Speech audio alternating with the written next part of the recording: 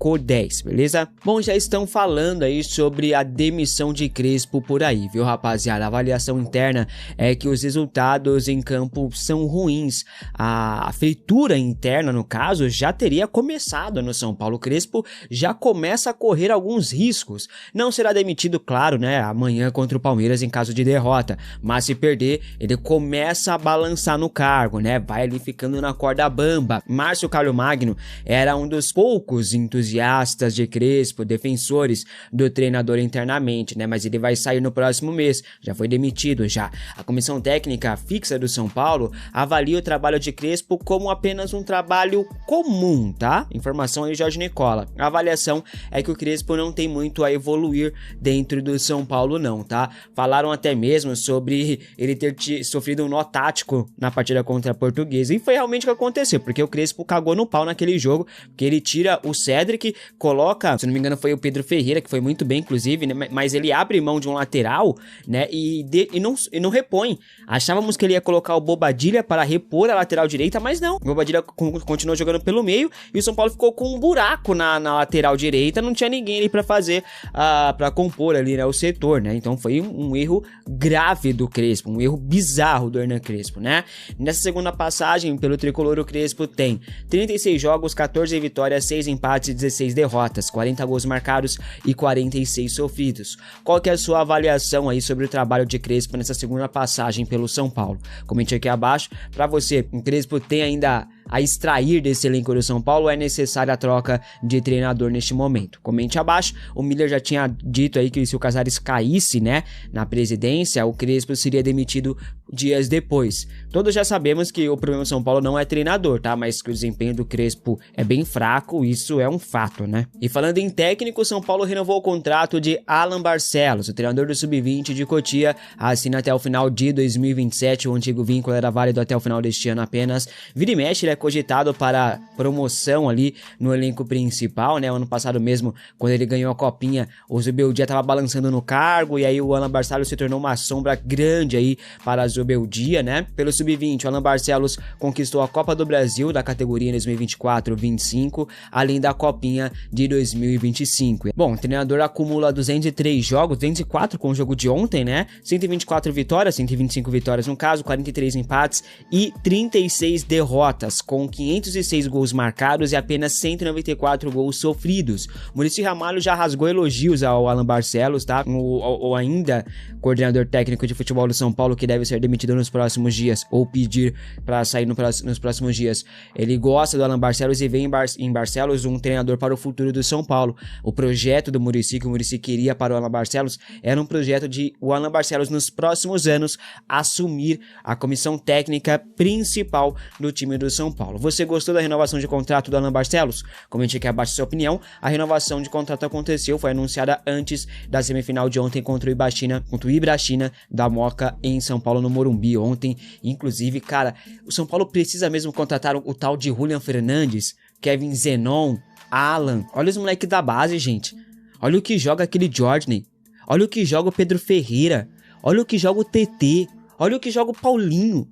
Olha o que joga o Isaac, zagueiro. O Osório, zagueiro, que pra mim é melhor que o Isaac. Olha o que esses caras jogam. Olha o que esses moleques jogam. O São Paulo não tem o porquê ficar gastando dinheiro com Alan, com Julian Fernandes, com Kevin Zenon. Tem em Cotia o suficiente. E jogadores de quase a mesma idade. Então por isso que eu falo que não tem o porquê gastar com esses caras. Porque os moleques da base têm 19 anos, 18, 20, 21, 20 anos, né? No caso, não tem o porquê contratar jogadores da mesma idade e que nem sei se é do mesmo nível do que esses meninos da base. Cara, ele foi titular na partida contra a Portuguesa, meteu 2 gols, inclusive, contudo, perdeu um gol debaixo da trave que não poderia perder, gol esse que poderia resultar ali num resultado diferente pro time do São Paulo. A gente não fez questão de pedir desculpas, reconhecendo o seu erro absurdo. O que falar para esses 25 mil torcedores que vieram apoiar aqui nessa noite fria e essa noite que tinha tudo para ser perfeito para você? Primeiro que nada, pedir desculpa ao torcedor que vinha hoje. A verdade é que não é por excusa, porque eu sou o primeiro que errei o gol e eu tenho que me cobrar. Eu sempre falo o mesmo, voto na minha conta hoje, mas agradecer a todo o torcedor hoje que vinha. A derrota no Morumbi passou muito aí pelo gol perdido do Caleri, mas também as falhas da zaga do São Paulo, do Rafael Tolói no primeiro gol da Portuguesa, foi um erro absurdo. Do Dória no lance do pênalti, o Dória vai aparecendo um boneco do posto pra marcação, né? E deixa o Nicolas numa situação muito complicada. Esses erros da zaga também não podem ser ignorados, não dá pra jogar só a culpa no Caleri, não. O Caleri ainda deu uma leve cutucada no Palmeiras ali, de graça, né? Lembrando que amanhã tem clássico Choque ali na Barueri, e o Palmeiras que na última rodada apanhou de 4-0 para o Novo Horizontino, né? O Caleri fez questão de cutucar o rival, citando também o alto investimento que eles fizeram nos últimos anos. O time que mais investe no futebol, que gasta 400 milhões em cada mercado, perdeu 4-0 com o Novo Horizontino. Os palmeirenses pegaram pilha aí pelo comentário do Caleri, né? Mas o Caleri só falou verdades, né? São fatos o que o Caleri falou, né? A tendência é que o argentino esteja relacionado para o jogo de amanhã, mas não sei se ele vai ser titular. Eu colocaria como titular, poucas ideias. Ah, mas é sintético. Irmão, nessa situação que o São Paulo tá hoje de classificação do Campeonato Paulista, não tem o que pensar não, é clássico, você tem que utilizar o que você tem de melhor, vale a mesma coisa aí pro Lucas Moura, tá? E o mercado da bola segue agitado pelos lados do Morumbi, o Tricolor está acertando a venda do Rodriguinho, já praticamente fechada, só falta o anúncio, e tem mais jogadores do Tricolor na mira de outros clubes também. Segundo o jornalista Leandro Bonavides, acho que assim se pronuncia, o Vitória tem interesse na contratação de Sabino que agrada o técnico Hernan Crespo, né? O Sabino é praticamente um titular na zaga São Paulina, e o São Paulo inclusive planejava renovar o contrato do zagueiro. Com a queda do Casares, não sabemos em que pé está essas negociações e se o plano segue, tá? Por enquanto não há nenhum avanço pela renovação de contrato do Sabino que tem vínculo com o clube do Morumbi até o final deste ano apenas, e a partir do meio do ano ele já poderá assinar um pré-contrato de graça com qualquer clube. O Vitória está de olho, mas ainda não fez nenhuma proposta oficial pela contratação do atleta tricolor.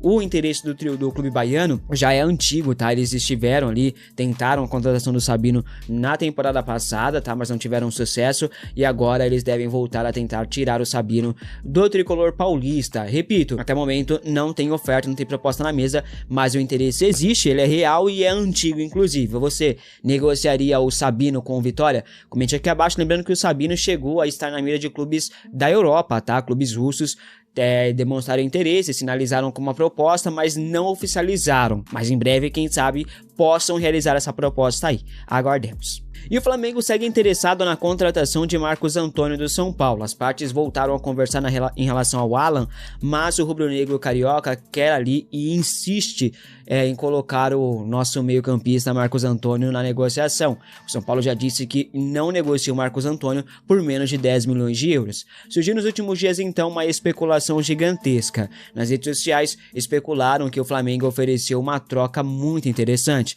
Para ter Marcos Antônio, o Flamengo teria oferecido Alan e Everton Cebolinha. Mesmo que fosse verdade ali, eu acho muito pouco pelo Marcos Antônio, tá, rapaz? Minha opinião, até porque, como eu falei, eu não vejo necessidade de São Paulo contratar um atacante, sendo que você tem os meninos da base. Põe as molecadas pra jogar aí, que a molecada vai resolver. Claro, não pode também colocar tudo em cima da molecada, mas pô, os moleques são bons, mano, pelo amor de Deus. Bom, Cebolinha não foi oferecido, tá? Isso não passa de boatos, nem especulação, mas são apenas boatos que não procedem, tá, rapaziada? Pelo menos não por enquanto. O Flamengo até topa oferecer o Alan mais uma grana para ter o Marcos Antônio, e o Flamengo deve finalizar essa proposta, essa oferta deve ser feita nos próximos dias, mas o Cebolinha não está na jogada. Vale lembrar que o Cebolinha foi alvo do São Paulo nos últimos anos, tá? Nos últimos meses, na verdade. A diretoria tricolor gosta do perfil do atleta, mas financeiramente considerou a contratação fora da realidade. A pedida é muito alta. O São Paulo fez uma sondagem, mas parou por aí, não teve oferta e o Flamengo não ofereceu o Cebolinha em troca do Marcos Antônio, beleza? Obrigado por ficar comigo até aqui. Se gostou, deixa o like, comenta, compartilha, se inscreva. Tamo junto, forte abraço, até o próximo. Fui! Pausa de 5 segundos para pedir a sua ajuda ao nosso canal com o seu like e se inscrever se ainda não for um inscrito. Paulista. Nesta sexta-feira, o São Paulo deve sacramentar a venda ou empréstimo de Alisson ao Corinthians. Os últimos detalhes já foram acertados na última quinta-feira, prévia antes do clássico do Corinthians contra o Santos, e a expectativa dessa sexta-feira tudo ser protocolado, e aí no mais tardar no final de semana o Alisson já assine contrato e seja confirmado como novo reforço do Corinthians. A gente ainda está apurando mais detalhes sobre esse negócio, mas o que eu posso cravar para vocês é que o São Paulo não queria sair de uma maneira negativa desta negociação. Até do que a gente conversa com pessoas do clube, havia uma impressão que tinha um movimento nas redes sociais de que estavam contestando essa negociação. E como houve o pedido do atleta, e aí o clima, o Alisson, na minha visão, tá? E aí é isso que eu estou falando, não são as fontes. Para mim, o Alisson está saindo pela porta dos fundos do São Paulo. Dessa forma de querer forçar, de querer ir para o rival. Alexander, eu acredito que o Alisson está saindo pela porta dos fundos. Então, dentro do São Paulo, havia um entendimento de que o negócio tinha que acontecer, mas dentro dos seus moldes. A São Paulo enviou aquela contraproposta que a gente falou, né, de pouco mais de 1,5 milhão no empréstimo. O Corinthians quer parcelar esse valor. 2 milhões caso ele enfrente o São Paulo e mais um bônus de $250 mil, o que dá hoje 1,5 milhão também, caso ele jogasse mais 25 jogos por 45 minutos. E aí o São Paulo entendia que era um valor justo, além da opção de compra que ainda iria colocar no contrato. Então essa negociação avançou na última quinta-feira e nessa sexta-feira deve ser sacramentada, tá? Então o Alisson, pelo que eu apurei, vai por empréstimo, com essa taxa sendo paga, e aí ele vai se tornar reforço do rival, por enquanto por empréstimo, tá? Acho que finalmente se soluciona essa questão, né? Eu, vou ser bem sincero, eu não negociaria com o rival, né? Eu acho que não se negocia com o rival se não for algo vantajoso para você, sabe? Mas, enfim, por exemplo, na negociação Jackson e Pato, eu acho que até foi uma negociação positiva, né, mas foi mais benéfica ao Corinthians do que ao São Paulo. Se o Pato tivesse vindo em definitivo ao São Paulo, aí poderia ter ficado elas por elas. Porque o Corinthians ficou com o Jadson, que é o jogador, e se tornou um ídolo dos caras, e o Pato jogou aqui, foi até bem na primeira passagem, né, criou até uma identificação, só que voltou e foi vendido por eles. Então, no fim das contas, o Corinthians que acabou saindo melhor nessa negociação. Então, acho que quando você se negocia com o rival, você tem que ter vantagem. Você tem que, ou pelo menos, ficar elas por elas. Um jogador para o outro que seja do mesmo nível. Um jogador dois jogadores por um, esse vai em venda, esse vai por empréstimo. Acho que você tem que ter muito cuidado quando você negocia com o rival direto. E aí, vamos aguardar as cenas dos próximos capítulos. Prometo ficar atrás dessa história para entender os valores, mas o São Paulo tinha batido o pé de que não negociaria o Alisson se não fosse pelas suas condições, tá? Então o Alisson vai reforçar o Corinthians aí nessa temporada e, repito, na minha visão, o Alisson sai pela porta dos fundos do São Paulo Futebol Clube. Ele que há não pouco tempo tinha dado entrevista para a TNT, para o GE, falando que tinha se tornado São Paulino, tinha amado a torcida e tudo, e taraná, os juras de amor que a gente viu que foram palavras vazias e que 11 meses depois das entrevistas não se concretizaram. Se com 11 meses você muda o seu sentimento, uma coisa é mudar de opinião. Acho que não tem problema você mudar de opinião. Agora, com essa veemência, falar que não se vê jogando em outro clube do Brasil e tudo porque não tem a capacidade e não consegue buscar espaço dentro do São Paulo, perdi espaço, quero continuidade, trabalhe e vá buscar o seu espaço. É muito fácil falar que quer sair para o maior rival, maior rival, na minha visão não, para mim o Palmeiras é maior rival hoje do que o Corinthians, mas tá ali elas por elas e não há contestação se você achar que é o Corinthians. Mas sair para um dos maiores rivais dessa forma, forçando a barra, treinando separado, pedindo para sair, frustrando, enfim, não gostei muito dessa saída do Alisson, mas também, o Alisson também na história do São Paulo também é um jogador que foi importante até nas conquistas, mas que, com todo respeito, também não vai ser de todo choro, não. Mas o que você acha disso tudo? Quero saber a opinião de vocês aí nos comentários, tá? Aqui embaixo na descrição tem o link da Wallplay para você assistir a partida entre São Paulo e Palmeiras, Palmeiras e São Paulo no próximo sábado às 6h30. Você faz o seguinte, você clica aqui no link, vai aparecer a opção para você escolher o seu plano. Se você escolher o plano mensal da HBO Max através da Wallplay, você vai pagar R$22, um pouquinho mais de R$22, só que aí todo mês a Wallplay te dá R$20 para você gastar no cinema todo mês. Então, né, se você gastar esse voucher, você fica ali com menos de R$2, você já garante ali todos os jogos do Campeonato Paulista, então não perca tempo. Aqui embaixo na descrição, olha o link da Wallplay, tá? Bora lá falar sobre São Paulo Futebol Clube. Rafinha está voltando. As negociações estão bem avançadas para o retorno do Rafinha. Ele vem para a vaga do Muricy Ramalho, tá? O Muricy Ramalho deve confirmar a sua saída nos próximos dias. Até do que eu tenho de informação, antes de sacramentar, o Maciz gostaria de conversar com o Muricy Ramalho para entender algumas questões, para ver o parecer dele, para ver o que ele acha que deveria ter mudado e tudo. Mas o Muricy, mesmo com a troca na presidência, ele sente que a sua imagem está desgastada e muito vinculada aos diretores, à gestão que tem, né, sido mais capa de notícias policiais do que propriamente por questões único e exclusivamente do clube. Então, por conta dessa imagem desgastada, mesmo com a troca de gestão, o Muricy prefere neste momento ficar com a família. A pretensão inicial dele era justamente cumprir esse contrato e depois descansar. Ele vai antecipar. O Muricy Ramalho está se recuperando das cirurgias que ele fez recentemente e aí ele vai estar recuperado 100% e vai comunicar oficialmente a sua saída do cargo. E aí vai ser uma demissão do Muricy. O Muricy que pedirá as contas ao São Paulo Futebol Clube. Com isso, o Maciz, entendendo o contexto, entendendo e ouvindo várias pessoas, ouvindo até pessoas que são líderes do elenco, ouvindo todas essas situações, partiu para cima do Rafinha. As negociações não estão fechadas ainda, mas estão muito bem encaminhadas para ter um desfecho positivo e o Rafinha poder retornar ao São Paulo Futebol Clube nessa coordenação de futebol. Lembrando que ano passado a gente trouxe com exclusividade que era um nome que seria cotado, que estaria sendo conversado, até na época era conversado porque não havia uma certeza da permanência do Muricy para 2026. Só que aí, como o Muricy ficou e o Rui Costa ganhou plenos poderes, aí no fim das contas acabou ficando elas por elas, inclusive Carlos Belmonte era um dos principais entusiastas da chegada do Rafinha em 2026. Então agora o departamento de futebol de São Paulo ficaria com o Rui Costa sendo o manda-chuva, sendo o diretor de futebol / executivo, o cara que além de cuidar do dia a dia, cuidaria também das negociações. O Rafinha ficaria no dia a dia. O Muricy Ramalho era um cara que fazia esse elo entre comissão técnica, elenco e também a diretoria. Então o Rafinha vai ser esse cara. E internamente acho que é um acerto, tá? O Rafinha, ele até hoje, ele comanda grupos de WhatsApp, ele conversa com o elenco. Mesmo fora do São Paulo, ele participa de decisões importantes. Ele saiu do São Paulo, mas o São Paulo não saiu dele. Então acho que é um nome que, de fato, vai agregar em muito caso seja confirmado. Rafinha é um jogador que vive o São Paulo, a gente precisa de mais pessoas que vivem o São Paulo e são profissionais. Ele era muito importante quando era jogador e capitão do grupo. Vamos ver e torcer para que nessa função, caso seja confirmado, ele também dê certo. Eu acredito muito que vai dar certo sim.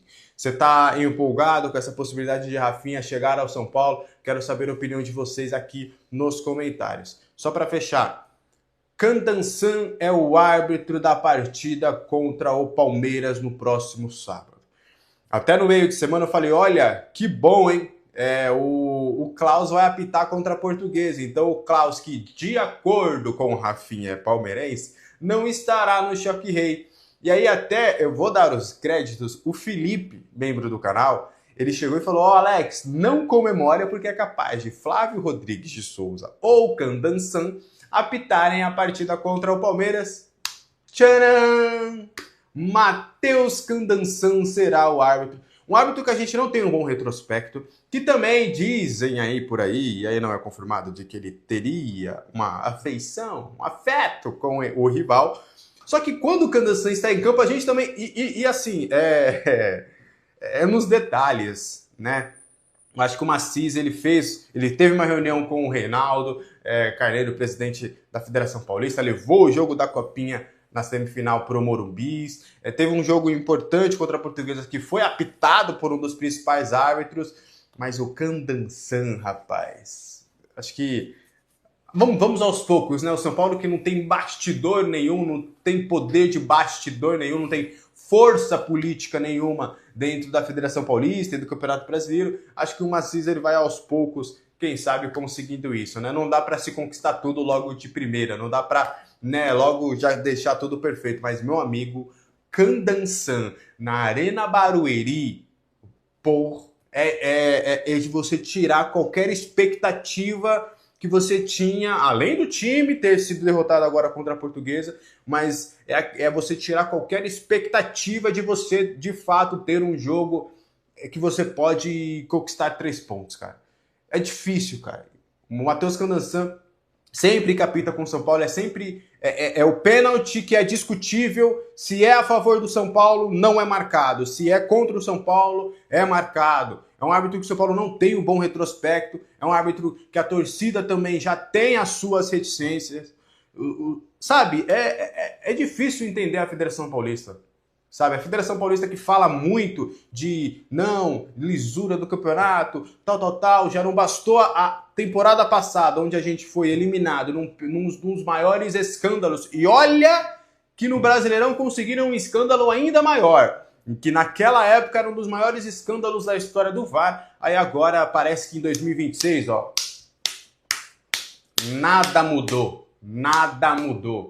Candançã apitando um clássico contra o Palmeiras, no sábado, na Arena Barueri, no gramado de plástico. Cara, olha, eu ir pra minha sexta-feira pé da vida, porque parece que a pior decisão da Federação Paulista contra o São Paulo é sempre a próxima. Vamos torcer, orar, vibrar, ter fé que Tele Santana consiga nos abençoar no sábado, para que o São Paulo vença dentro de campo e até, quem sabe, com erros da arbitragem, que contra o Palmeiras, Candançã, é complicado, hein? Mas enfim, quero saber a opinião de vocês aqui nos comentários. Esse foi o vídeo de hoje, espero que você tenha gostado. Deixe seu like, seu hype e inscreva-se neste canal. Bora rumo aos 20 mil inscritos. Um abraço para todo mundo, boa sexta, mais tarde. Rapaziada, é o seguinte, ó, vamos avançando aqui e vamos entrar aqui agora num tema importante, que é sobre os name rights aí do Morumbi, que é o Morumbis, né? Os name rights aí que é Morumbis. E, cara, pra você ver, né, a gente comenta muito sobre tudo que vai acontecendo no São Paulo, que tem um impacto dentro do campo, porque isso afeta e atrapalha o desempenho dos jogadores em campo, e isso atrapalha em contratação, quando você vai reforçar o seu elenco, que se atrapalha patrocínio, né, renovações aí de acordo de patrocínio, e, no caso agora que a gente vai comentar, no acordo de name rights que o São Paulo tem com a Mondelez, né, que é a dona aí, né, da marca Bis, né, que Morumbis, porque a Mondelez é a dona da marca e a dona aí dos name rights, né, cara, que paga aí pro São Paulo para colocar o nome de Bis ali no Morumbis. Aí o que acontece? Olha só essa informação que o Pedro Lopes no UOL trouxe. Crise no São Paulo afeta a renovação de contrato com a Mondelez pelo name rights do Morumbis. Denúncias, investigações policiais, o impeachment do presidente estão atrapalhando as conversas entre São Paulo e a Mondelez. O contrato atual acaba no fim do ano, tá? Já acaba no final desse ano aí de 2026. Fontes ligadas à empresa afirmam que, a não ser que haja uma grande reviravolta na situação do clube nos próximos meses, o São Paulo vai ter que buscar outro patrocinador para dar o nome ao seu estádio, tá? Então, informação que trouxe o Pedro Lopes do UOL. Eu lembro que no ano passado, 2025, tinha saído informação de que já tinha até uma conversa encaminhada, já aí para ter uma renovação contratual. O Carlos até deu entrevista falando que tinha já conversa ali, né? Tava já ali alinhando com a Mondelez para ter a renovação. Não teve, irmão. O contrato acaba agora no final do ano. E tá aí. É óbvio que tudo que acontece no São Paulo, extracampo, que vem acontecendo, atrapalha. Isso é óbvio, cara. Vocês imaginam, por exemplo, né? A Mondelez lá pagar pro São Paulo, né? Que se não me engano é 25 milhões por ano que eles pagam pro São Paulo.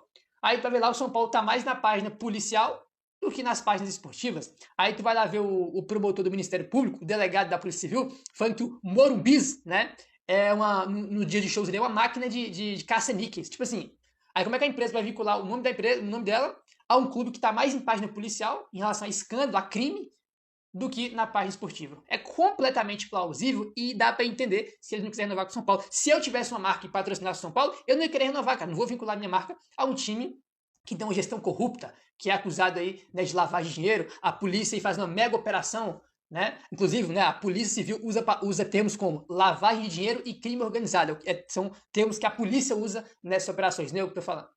Né? Então, tipo assim, cara, como é que a empresa vai vincular o nome dela a um clube desse? Completamente compreensível. Se fosse eu também, não queria ter minha marca vinculada a um clube desse. E prejudica, como eu falei, prejudica no campo, prejudica quando vai contratar um jogador e prejudica também em acordos comerciais. Né? Então, enfim. Aí, como o outro aqui, né? Fontes ligadas à empresa afirmou que, se não houver uma reviravolta grande nos próximos meses, o São Paulo vai ter que buscar outra que eles não vão renovar. Né? Então, vamos ficar aí no aguardo, porque esse foi uma das coisas, uma das raríssimas que você pode contar no dedo, coisas boas que aquela gestão corrupta fez de bom aí no São Paulo. Foi esse acordo aí que foi um bom acordo, né? Casou bem, né, cara? Morumbis ali, né? Tipo assim, casou, foi perfeito aí essa parceria, mas evidentemente que do jeito que tá, irmão, nem só a Mondelez, mas com certeza todos os patrocinadores de São Paulo estão incomodados com isso. É óbvio, né? Isso aí é uma coisa bem básica. Aí. Rapaziada, é o seguinte, ó, vamos avançando aqui e vamos entrar aqui agora num tema importante, que é sobre os name rights aí do Morumbi, que é o Morumbis, né? Os name rights aí que é Morumbis.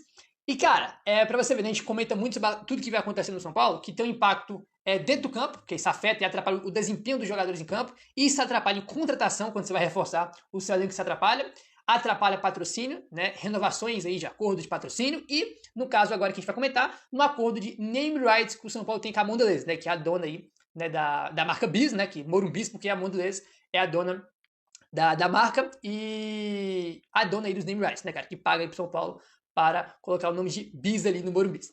Aí o que acontece? Olha só essa informação que o Pedro Lopes no UOL trouxe. Crise no São Paulo afeta a renovação de contrato com a Mondelez pelo name. Enfim, tivemos aí muitas saídas no São Paulo e o Rui Costa parece que não vai ser uma das próximas demissões. Segundo o UOL, o Rui Costa deve ser poupado de uma eventual reformulação diretiva do novo presidente de São Paulo, o Arri Massis. Até agora, as saídas de Márcio Calormagno, né, que era agora é um ex-superintendente geral e CEO, né, segundo o Casares, e também o Dedé, que era do social, já foram confirmadas as suas saídas. Então o Rui Costa deve ser poupado, né, a princípio ele deve ser poupado, e por enquanto ele deve permanecer aí no São Paulo. Ontem saiu a informação, né, que o São Paulo estava aí com negociações avançadas para trazer um profissional para o futebol, porque precisa, né, só tem o Rui Costa lá hoje, porque o Muricy está de licença, o Calormagno foi demitido, né? Então precisa de mais gente aí pro departamento de futebol aí do São Paulo, né, cara? Bom, vamos seguindo aqui, rapaz. A gente teve aí o Casares renunciando aí, né, na quarta-feira. E o Diego Fernandes, né, o empresário aí, ele fez um post, né, cara, logo depois do Casares renunciar, dizendo o seguinte, ó. A renúncia não encerra a crise. Ela escancara que o problema é estrutural. Quando os mecanismos de controle falham, o clube inteiro paga o preço. O São Paulo só muda quando a torcida e os associados pressionarem de fora para dentro. O São Paulo é maior do que qualquer cargo. Pelo São Paulo, foi o que postou o Diego Fernandes aí nas redes sociais após o Casares renunciar, né? Aí o blog do São Paulo coloca aqui embaixo. Diego Fernandes segue em uma luta para que o São Paulo vire uma SAF e mude o seu sistema político, mesmo após a renúncia de Casares. Diego Fernandes é um empresário do mercado financeiro que ganhou projeção nacional ao intermediar as tratativas da CBF com o Ancelotti para a seleção brasileira, né? Ele ficou muito famoso aí por conta disso aí, né? Ele ficou famoso também, né, postando vídeo, né, foto, né, com várias celebridades aí, com camiseta de São Paulo, né? Ele ficou bastante conhecido aí também por conta disso, né, cara? Então, vamos ver aí o que vai acontecer. Aí tá aí, ó. Após perder espaço na CBF, ele aproximou-se do São Paulo, passou a distribuir camisas a clubes e a figuras influentes e começou a se apresentar como articulador de um projeto de investimento ligado a uma futura SAF do São Paulo. Segundo ele, existe uma luz verde de um grupo de investidores brasileiros e estrangeiros para aportar recursos no São Paulo, desde que o clube se modernize e o estatuto mude para, né, mude aí o estatuto, né, para poder ter uma SAF no São Paulo, né? Enfim.